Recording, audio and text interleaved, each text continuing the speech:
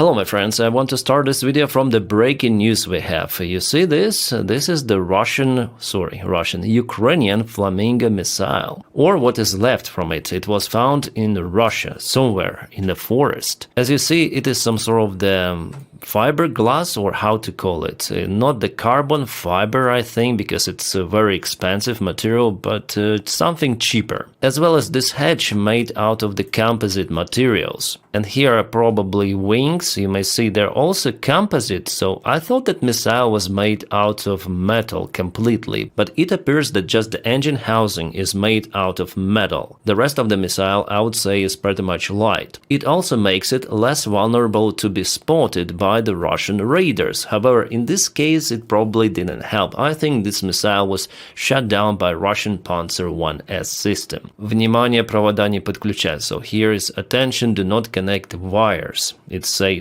And here is why I think that this missile was after all shut down, because those holes like here and there, they only could be done by some of the object that penetrated this missile's skin. Could those be some of the internal parts, like for example moving rotor, and by the way this is the engine housing?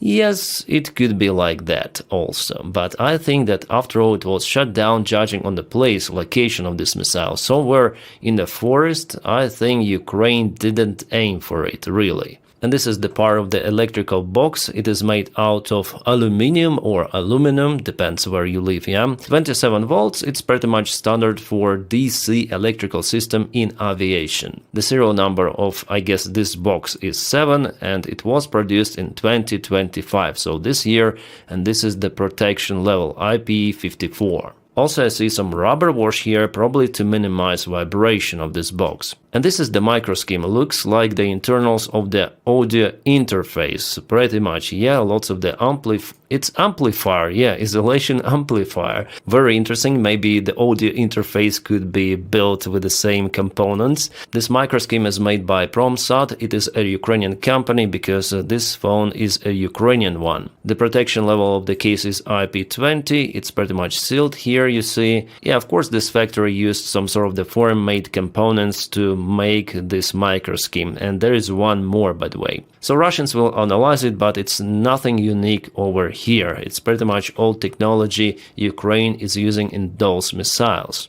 And what is this? Oh, this is some sort of the transmitter or receiver. Yeah, this is the antenna for communication. Wi-Fi password, we have everything. Can I just scan this QR code? Oh, you just have the password here and the name of the network, that's it. Yeah, it just gives me the same numbers here, nothing more. And judging on that, I think Ukraine is capable to correct the flight path of this missile. So this is overall a communication box, you see? This aluminum box with some of the shock mounts and micro schemes, it survived the crash. So yeah, it's the FAL-1 missile with some of the new modern technologies implemented, and it's way bigger than FAL-1. And that makes Flamingo missile, I would say, kind of vulnerable against the Russian air defense. Yeah, it's made out of the composite materials, as we already understand. Composites are pretty much transparent for the radio waves, but in the forward part there is the huge warhead, and also it has a big engine, plus the aft part is made not out of composites, but I think it's metal, aluminum as well. Yeah, sorry for the image quality, that is what I was capable to find in internet, comparison of the sizes, and here you see that Flamingo is really huge, even compared to the Russian Caliber missiles, which Russia launches from their ships in Crimea. And Tomahawk is almost 1 meter shorter compared to Flamingo, also it's very narrow. Yeah, it may carry less of the payload, but nevertheless it's very hard to detect Tomahawk. Taurus, you may say it's even shorter, but it is used to bust the bunkers. And I'm out of clue why Germany is still not providing Ukraine with Taurus. Well, I guess if Donny sends a couple of the Tomahawks to Ukraine, Germany may send some of the Taurus. I think so, because it was the story with tanks. So United States at first agreed to supply to Ukraine Abrams tanks, and then Germany, Chancellor Scholz, as far as I remember, he agreed to supply Leopard 2 tanks. Only after Americans. They don't want to be first, they don't want to escalate from their side. Escalation, yeah, all say about escalation, but Ukraine does some interesting steps. However, this missile is big, it's new, it's very wet, so of course Tomahawk in general is better for Ukraine, because for Russia it would be very hard to hit this missile, to shut it down in their airspace, even with Panzer 1S. Tomahawk is very nimble, it's very narrow, and it's damn fast. So because Russians still have some of the air defense systems, Ukraine decided to clear the way for Flamingos. For example, this video was just published and it's brand new. I haven't watched it myself, so while filming this update I'm gonna look through it with you, and I already see that it is the radar of S-400 system. Just 3 days ago Russia already lost one of those radars, and again Ukraine somehow finds them and kaput. So let's watch this video, it's very interesting. Okay, so there is the system. Oh, there is the kaboom! From the very far distance, and Ukraine is using shark drones to nail everything. Yeah, shark drones. Even the location looks the same, but before there was different system. Yeah, with couple of the launchers. Now Russians deploy or start to deploy this kind of the radar, and immediately it was spotted and kaputted. It is the most expensive part of S-400 air defense. And it wasn't a decoy, because there are some of the supply vehicles nearby, and probably, well, this could be even a launcher. And do Russians have decoys of their S-400 systems to build this one? It's a very huge vehicle with this radar.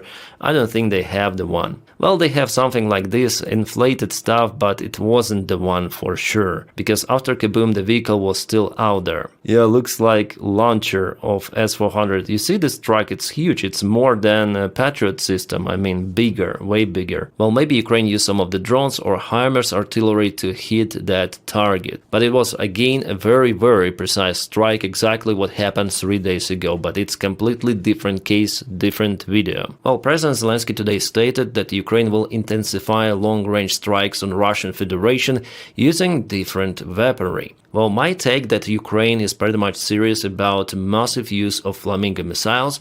Maybe those were produced for the last couple of months massively. Judging on the current scale, I guess roughly 30 of Flamingos could be in Ukraine, ready to launch almost. But for that strike to be successful, I think Ukraine should use Russian tactics. First of all, they exhaust Ukrainian air defense with the help of the Shahed drones, and Ukraine might do the same with FP-1 drones, Luti, Beaver, and just after send Flamingo, because Panzer 1S, it has I think 4 of the missiles ready to go, and later on it needs reloading. And I would say that in many of the cases Panzer 1S is very effective against low-flying targets. Well, sometimes the Russians hit their homes, like it happened not long time ago in Belgorod. There was the video that I cannot show you here. The Russian missile just hit the top floor of the residential building, and some of the Russian publics, they say it was the strike of Tomahawk missiles, which were supplied to Ukraine. Yeah, sometimes Russian media or Russian channels, they're crazy. Well, I just hope that one day Ukraine gets those Tomahawk missiles after all. Plus, there was the big meeting yesterday where Zelensky approved the new SBU strikes aimed at weakening Russia. Some new spiderweb-like operations could be done by Ukraine pretty much soon. Well, I guess we'll all wait for it, but performing spiderweb for the second time, I think that after all it could be pretty much difficult for Ukraine, because Russia already knows that trick. But how effective Russians could be in stopping those operations, that's the other factor. We know how Russian FSB performs their duties, how they slept absolutely the Crocus City Hall operation and spiderweb. Also, by the way, Ukrainian strike on Kursk, because after all it's the duty of FSB to protect the border of Russia. Yes, the border control forces belong to FSB. Oh, what is happening? Can we help somehow? This is Feodosia, Crimea, the biggest oil storage that was hit. Oh my god, it is still burning for the 4th or 5th day. You can see Russians are wasting precious water over there, and they don't have any sort of the helicopters. Come on, there's a big airfield dedicated to those helicopters which might carry some of the water. Russians also have B-200 aircraft, a water tanker, firefighter one, but no, they hesitate to use that stuff. Well, maybe they just understand that it's kind of useless to extinguish the fire after all. It already destroyed this big oil tank, and not just one. There are many more that burned down completely, so it's the great success of Ukrainian operation deep in occupied territory of Crimea and sometimes in Russia too. Oh, breaking news, we have it from the Russian channel. Sorry guys, I don't have the time to translate it for you visually, but I can translate it verbally. An aircraft MiG-31 crashed in Lipetsk Oblast, Ministry of the Russian Defense reported. It happened during the approach for landing after commencing the training flight. Crew ejected, there is no threat for their lives. But anyways, Russians lost MiG-31. The same MiG-31s which violated Estonian airspace. Here's exactly a photo of the MiG-31 spotted by NATO jet that was scrambled for interception of Russian jets, but it was not done, I mean physically. It continued the flight, no shutdown happened. MiG-31 is important because it may carry Kinjal hypersonic missile, you may see it underneath. Well, it's not like fully hypersonic missile, but still it is very fast. And for Ukraine it's very hard, if not impossible, to intercept those missiles, and every time Russian MiG is flying close to Ukraine, all over Ukraine there are air raids announced, because this missile may hit every sort of the place in Ukraine in a matter of minutes. But still it is less than Mach 5, according to independent analysis. If the number is more than Mach 5, well, in this case it could be called hypersonic. But Russians call it like that anyways. And just now, while I'm recording this video, Russia launched so many Shahid drones to Ukraine, mostly they're coming from Bryansk and Kursk regions. Some of the drones were spotted even in the western Ukraine. What's the goal of those drones? Why they're going to Cherkasy and Kropivnitsky over here? Well, maybe they will turn later on to Kiev, because that is how they bypass Ukrainian air defense, maneuvering all around. By the way guys, I have my Telegram channel and there I post lots of the stuff, so before even I film the video, I post some of the news for my Telegram subscribers. It is for free, you may check updates, but today I didn't update during the daytime, just at the evening I started to share some info, and yeah, sometimes I even forward, for example, from Noel reports, because they have pretty much good analysis. I also monitor their Telegram channel. And sometimes I share the content which I cannot play on YouTube. You may also find it on Telegram. Oh, here we have a Russian Shahid drone and Ukrainian helicopter. Oh, they fire. Wow, that's the huge kaboom of the Russian drone. That's interesting. Mid-air. I wonder what kind of the helicopter is this. Maybe Mi-24 attack one, or maybe, well, it looks like Mi-8 after all. But I'm not sure. The video is fantastic, so Ukraine uses every sort of the tool to shut down Russian Shahid drones. But it's better to be aware of air defense missiles in this case, yeah, for this helicopter. But now using aviation is more or less coordinated with air defense. Alright guys, finally we have some of the good news, I guess, from the Zaporizhia nuclear power plant. According to the latest report from the International Atomic Agency, Russians started to plug in the station to the main electrical supplyment. Yeah, those poor generators worked already for a couple of weeks at least, and that created lots of the risks, first of all for the cooling systems of the station, but you know, Russians try to experiment. They want to activate one more reactor fully to supply occupied territories and territories of Russia. It was their main project and they didn't say about it openly, but analytics and experts also from the International Atomic Agency, they say like that. So hopefully they'll connect it as soon as possible, because supplyment of the station is crucial. What is this? Russians, what is this?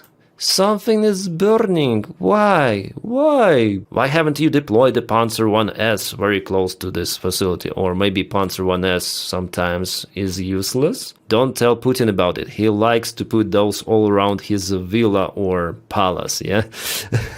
Well, what is this facility, guys? We have the report from Austin Technical. I follow this channel. It's very nice. You can just put in a search in Twitter. Very good channel. My recommendation. So last night, Ukrainian attack drone successfully hit Russia's Korobkovsky gas processing plant, one of the largest in southern Russia, handling up to 500 million cubic meters of liquid gas per year. Jeez, this is huge, my friends. This is outstanding. The main condenser was reportedly heavily damaged in the strike and subsequent fire. Definitely something is wrong out there. And this is the map before and after some of the fire. Yeah, some of the grass burned as well.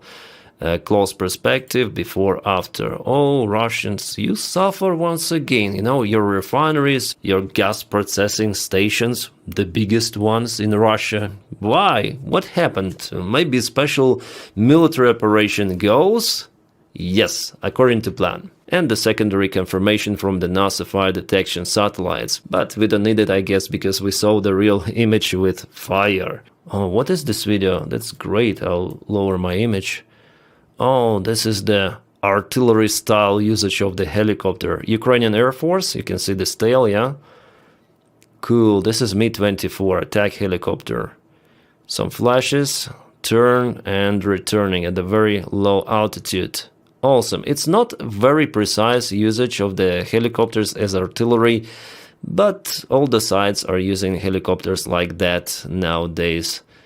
Wow, that's awesome. And this is Ukrainian Sukhoi 27, and you see what is here. This is JDAM, yes, American-made gliding bomb. Awesome. This is fantastic, wunderbar airplane, looks awesome. One of my favorite jets, and it's also very big. I think it's 500 pounds JDAM. French ISM bombs, they're a little different, you may see them here, and this is probably Sukhoi 25 attack airplane, yes, I guess. And you see, this guy likes anime, Attack of Titans. Nice. I also like anime. Well, not this particular one, but Evangelion. This is Asuka from Evangelion. I love it. Yeah, also Ghost in the Shell, Cyberpunk 2077. I'm a little deviating from the topic. Nevertheless, we share with some people some passion, and it's cool to see our pilots sharing that as well. And now let's go back to the front lines. Crazy Russians, why do they continue to do it? Across the Dobropilya direction once again, and you see those couple of the vehicles, or symbols of those couple of the vehicles. Well, if we click on it, you see there's the information and confirmation on the X platform. Let's watch at least partially this video. Well, actually it's the compilation presented to us by Ukrainian channels, Ukrainian brigades. Lots of the vehicles were kaputted, and some of them were deployed out there in Dobropilya. Yeah, geolocated in this place 1, 2, 3 vehicles totally kaputted in the failed attempt to advance towards Vladimirovka. And what was the reason for Russians doing it here? It is one of the most drone-tracked area, and I'm actually surprised that those vehicles reached this place. It's kind of far away from their location. And from what direction did they advance? From Boykivka? Because there is the Ukrainian army presented here, and we have the geo-confirmation about its presence. When it was published October 8th, the group of the Russian soldiers was eliminated by Ukrainian 425th Assault Regiment. The source is the Skala Regiment of Ukraine, and I already showed it to you yesterday, this Russian group of the soldiers.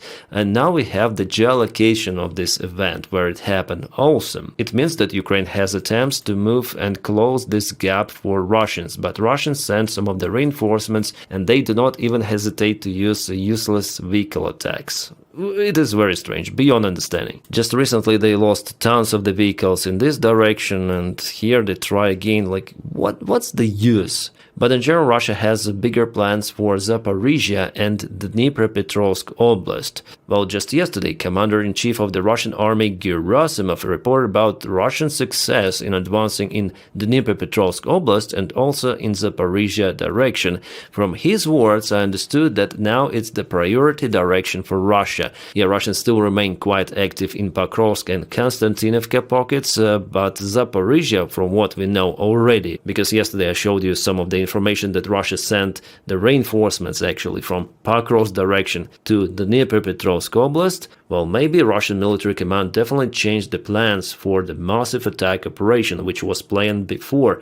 Now they understand it's better to attack in Dnipropetrovsk Oblast and Zaporizhia. Gerasimov mentioned this direction and also Stepnogorsk, which is on the south. So that confirms my idea of the Russian priority target, and now it is Zaporizhia city and Zaporizhia Oblast, where they can propel from Dnipropetrovsk Oblast. Here Russians just want to get further, and in this direction, well, the main aim is Pokrovsk. Also, if we zoom into the place and check out the recent update, you see Russians are moving not far away from Poltavka. They gained the ground, and also in Novoselivka yesterday and today. So after all, Ukraine so far is not able to cut Russian supplies in this area. A Ukrainian presence was spotted in Yanvarsky village, but Ukraine still is unable to cut this line for Russians to trap them in Novoselivka. And here also it was the recent Ukrainian counterattack, and from my information, Ukraine is presented in Vorone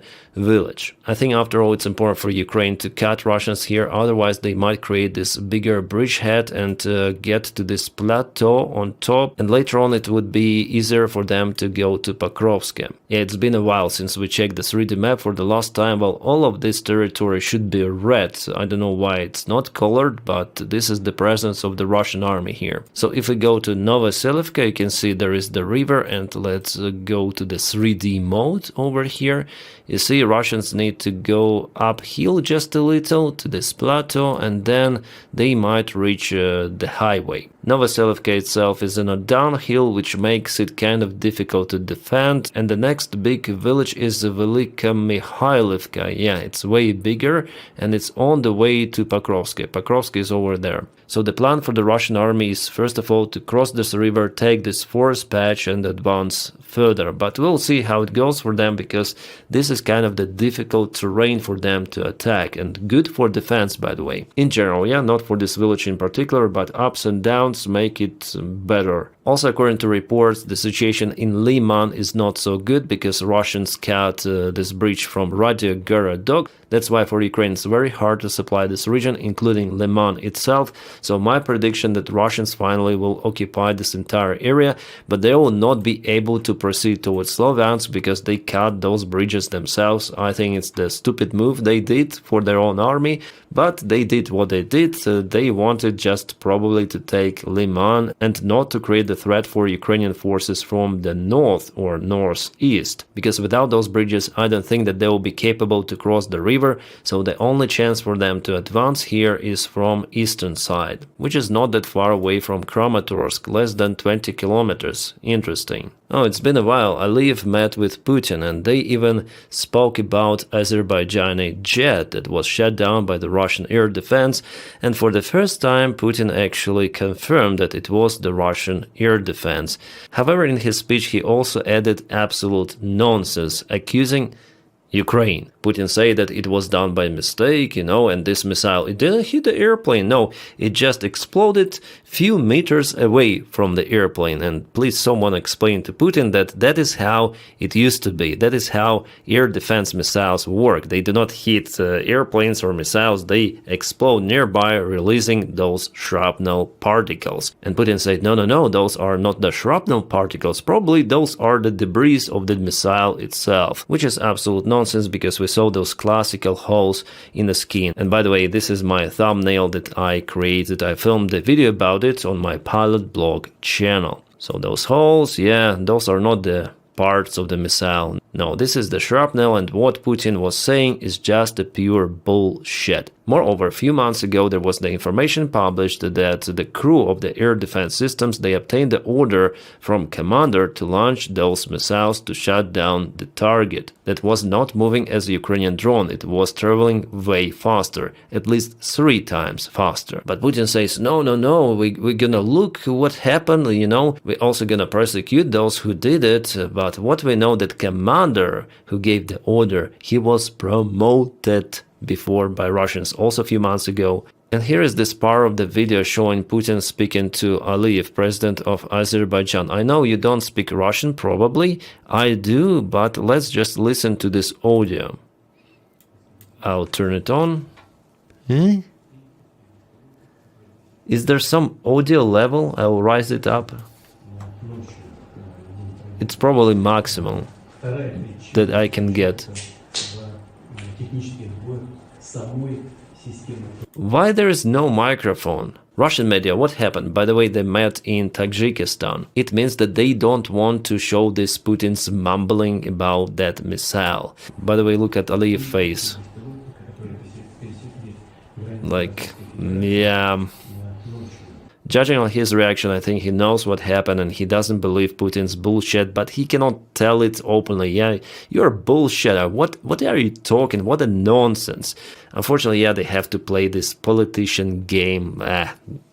We have what we have. Oh guys, it was a fantastic video review. Somehow I obtained the pleasure of filming this video. It's a long forgotten feeling because mostly I perceive my job as a job, but today, yeah, maybe I have just a new gear. Yeah, this year I invested a lot into my gear, into video production, so thank you so much for supporting my channel on Patreon and on membership. The link for my Patreon you may find right in the video description just below. And for membership, just press join. And today I promise to record the separate content for my patrons and members. Yeah, sometimes I do it, not very often, because after all my time is quite limited, but I try to do it. So thank you again so much guys for your kind support. And I wish you all a peaceful sky wherever you are and have a great time.